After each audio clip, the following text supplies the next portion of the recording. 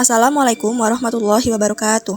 Halo teman-teman, di sini kami akan menguji uji Independent Sample T-Test menggunakan SPSS. Di sini kami sudah memiliki contoh kasus uji Independent Sample T-Test, yaitu seorang peneliti membuat hipotesis bahwa ada perbedaan hasil belajar ekonomis antara kelas IPS 1 dan IPS 2. Untuk membuktikan hal tersebut, kelas IPS 1 dan IPS 2 dijadikan sampel dalam penelitian ini.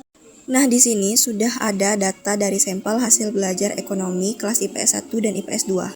Dari data tadi kita masuk ke SPSS di variable view. Nah, pada kolom name saya isi dengan nilai dan kelas, dan pada kolom label saya isi dengan hasil belajar ekonomi dan kelas. Selanjutnya kita bisa klik value pada kelas, lalu muncul kotak. Angka desimal kita biarkan dengan kosong, karena dalam data tidak terdapat angka desimal. Nah, jika pack di variable view sudah selesai, kawan-kawan bisa pindah ke pack data view. Di sini kawan-kawan bisa mengambilkan data dari Microsoft Excel tadi. Nah, untuk proses penginputan datanya seperti ini ya kawan-kawan. Selanjutnya analisis data ini menggunakan uji normalitas. Caranya kita bisa pilih analyze, lalu kita pilih descriptive statistic, kita pilih explore. Nah, di sini muncul kotak dialog ya kawan-kawan. Untuk variabel hasil belajar ekonomi, kita pindahkan ke kolom dependent list. Lalu untuk kelas kita pindahkan ke factor list. Lalu kita klik plots, checklist pada normality plots with test. Lalu continue. Lalu selanjutnya kita klik OK.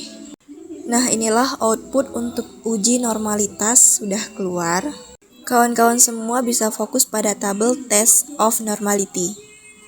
Uji normalitas Shapiro-Wilk digunakan ketika jumlah data kurang dari 50 data. Dari kolom Shapiro-Wilk didapatkan nilai signifikasi untuk kelas IPS 1 dan IPS 2-nya lebih besar dari 0,05, maka berkesimpulan data berdistribusi dengan normal. Step kedua, saya akan melakukan uji homogenitas. Dan untuk step ketiga, saya akan melakukan uji Independent Sample T-Test. Dan akan saya jadikan satu. Caranya kita bisa pilih Analyze, lalu kita pilih Comparements, kita pilih Independent Sample T-Test. Untuk variabel hasil belajar ekonomi, kita pindahkan ke test variable. Sedangkan kelas, kita pindahkan ke grouping variabel, lalu kita pilih define group. Kita isi untuk grup 1 dengan angka 1, sedangkan grup 2 dengan angka 2. Lalu klik continue dan OK.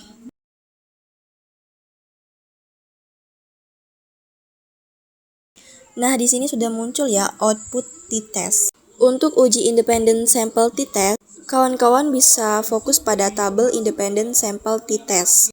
Sebelum kita menginterpretasi uji independent sample t-test, syarat kedua harus terpenuhi, yaitu data harus homogen atau sama. Setelah kita mengetahui dasar pengambilan keputusan untuk uji homogenitas, kita bisa menginterpretasi output independent sample t-test. Untuk uji homogenitas, kawan-kawan semua fokusnya pada kolom Levene Test for Equality for Variance. Fokus pada tabel uji independent sample t-test, lihat nilai signifikannya, lalu kita kembali ke dasar pengambilan keputusan.